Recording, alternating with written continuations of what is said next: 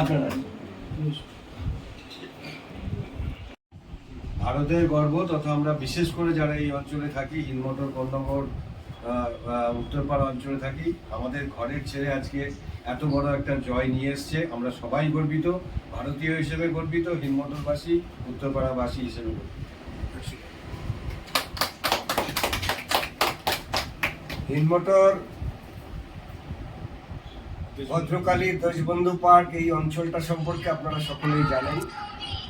আমরা আজকে এই মুহূর্তে চন্দন চ্যাটার্জি এবং কৃষ্ণা চ্যাটার্জির অত্যন্ত স্নেহের কনিষ্ঠ পুত্র আমাদের ছোটবেলাকার রনি, যে আজকে ভারতবর্ষকে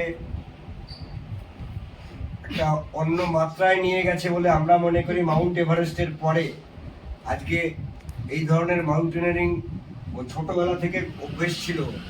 আজকে রনি ছোটবেলার, আজকে শুভম ভারতের জাতীয় পতাকা -25 ডিগ্রি সেন্টিগ্রেডের যে তাপমাত্রা, সেইখানে গিয়ে ভারতের তেরঙ্গা পতাকা উত্তোলিত করেছে। এই জয় আমাদের হিন্দমোটরের এবং পশ্চিমবাংলার জয় নয়, এই জয় আমাদের ভারতের জয়। তাই ভারতবর্ষের প্রধানমন্ত্রী এবং রাষ্ট্রপতিজি ইমেলের মাধ্যমে তাকে সংবর্ধনা জানিয়েছেন ইতিমধ্যেই। আমরা ভারতীয় জনতা পার্টির